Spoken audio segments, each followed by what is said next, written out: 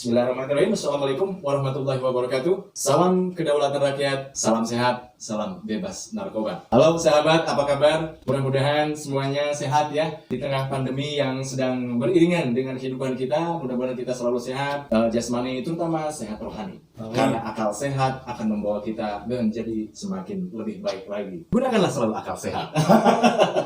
Saya Jules Safi seperti biasa akan mengajak Anda untuk mengikuti perbincangan di Kolaborator dalam channel Saiful Zaman Channel dan juga Sorotan Riswanda Channel. Seperti biasa saya ditemani dua sosok ini yang sudah Anda kenal tentu saja. Ada Kang Saiful, penggemar suara hati rakyat. Ada Kang Riswanda PhD, beliau adalah akselerator kebijakan. Ya, kita kali ini akan berbicara mengenai semua sudah tahu tentu ya. Saya akan coba buka dulu supaya tidak salah. Jadi kita sama-sama tahu bahwa pemerintah atau istana menganggarkan 8,3 miliar untuk membeli mobil. Pertanyaannya, mobil untuk siapa?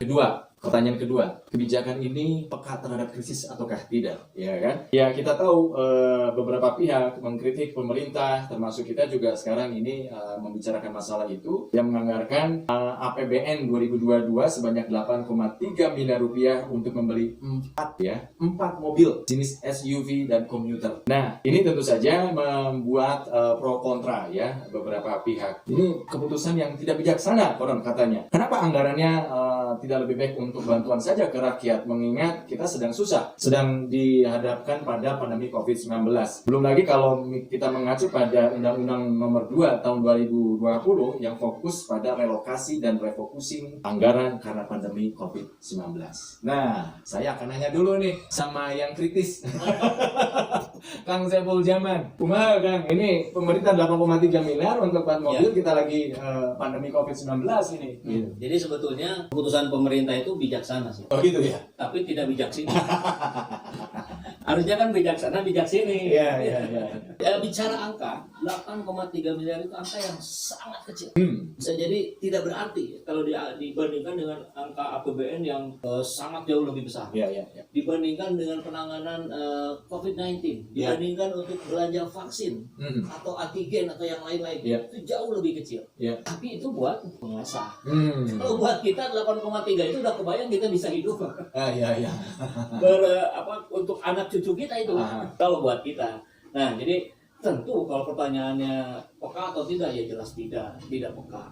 Harusnya kan ini mengulang kembali apa yang sudah dilakukan oleh Kementerian Keuangan Sri Mulyani yang akan menganggarkan dana PEN untuk pemindahan ibu kota.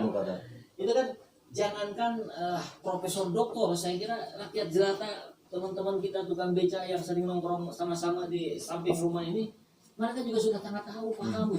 Ini kok, ini jelas alokasinya untuk ini, kok dipakai ke sini gitu. Nah, ini juga sama, saya kira 11-12 lah. Walaupun angka tadi ya untuk levelan pemerintah Indonesia tidak besar, cuma ya tetap buat rakyat itu sangat-sangat besar. Jadi satu mobilnya berarti kan 2 miliaran kurang lebih. 2 miliar buat kita itu bisa beli mobil, rumah, motor, tabungan. Satu lagi terakhir Kang. Kita sih nggak kepikiran sama sekali buat ganti mobil. Atau kita sih nggak kepikiran buat beli mobil. Buat makan, gitu kan. Untuk sebagian sahabat kita, buat makan aja hari ini tuh masih berpikir ini saya harus keluar rumah, saya harus dapatkan uang untuk makan nanti malam. Gitu. Nah, kemudian dipaparkan kabar-kabar seperti ini, saya kira sih menyakiti hati rakyat. Saya sih melihatnya gitu. Iya. Kang Riz, dari sisi kebijakan, dari sisi buah keputusan gitu. Tadi di awal saya menyampaikan bahwa apakah kebijakan ini peka terhadap krisis gitu. Untuk siapa ini gitu? Pembelian mobil ya tentu saja untuk istana pasti gitu. Maksud saya untuk siapa ini sindiran. Silakan Kang. Ya, saya sih terus terang tidak ingin terjebak dengan diksi mobil istana ya. Mobil kecamatan gitu ya, mobil kelurahan, mobil istana, ataupun mobil kegubernuran. Harus ada justifikasi yang make sense ya, common sense seperti prolognya Kang Ijo. Akal sehatnya gimana nih hitungannya. Artinya bahwa kalau memang ada mobil mogok ya apakah harus beli baru. Nah, artinya pesan saya adalah bahwa APBN prioritas itu kan sebetulnya menurut kalau kita bicara sense of crisis gitu ya, public policy dalam konteks sense of crisis kan ada refocusing atau pembuatan ulang APBN prioritas. Ya. Nah, seiring dengan itu tentunya ya harus dijelaskan saja apa sih alasan kalau memang ini ceritanya ingin memantik, waduh ada kemacetan nih dalam produksi misalnya mobil nasional gitu ya, atau apa ya mungkin bisa jadi dasar data yang baik, sedikit masuk akal lah. Iya, make sense gitu kan. Policy atau kebijakan publik ya salah satunya adalah making sense ya, making some sense gitu.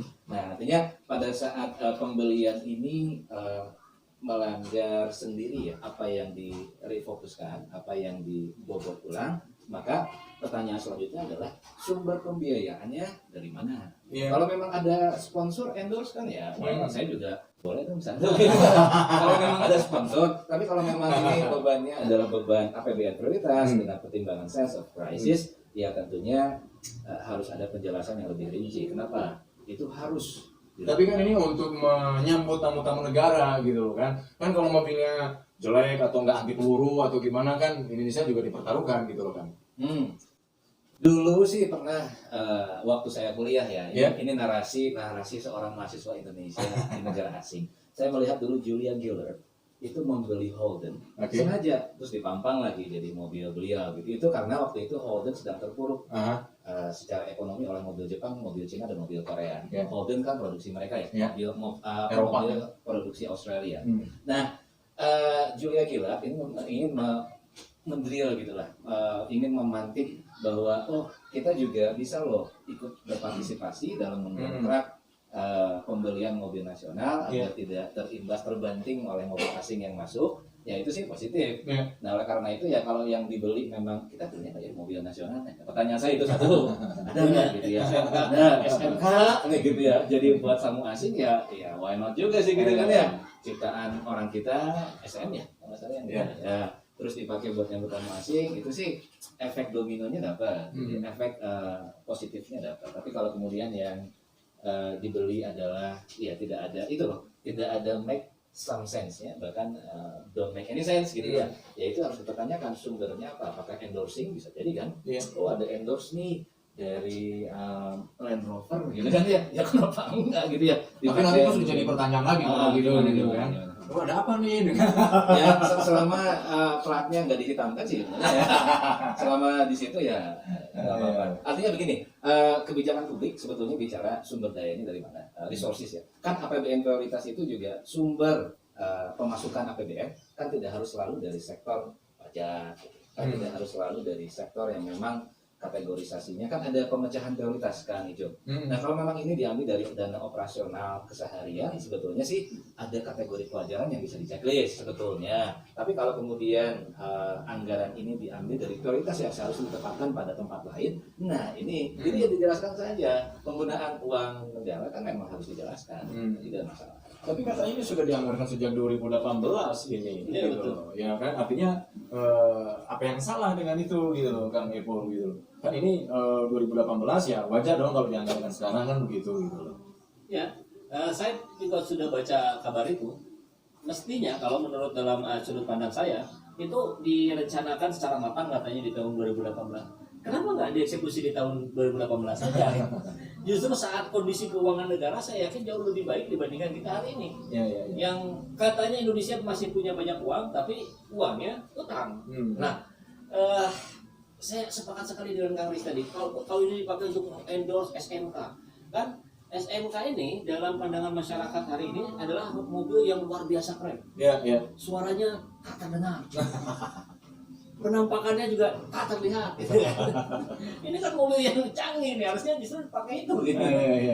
Tapi gini, terkait dengan apakah ini menggunakan alokasi APBN yang sebelah mana ini segala macam, buat saya, buat rakyat, saya yakin itu tidak begitu penting karena rakyat tahunya uang negara itu sebagian besar datang dari pajak rakyat. Yang kita beli kopi itu sudah termasuk pajak, kita beli apapun itu sudah termasuk pajak.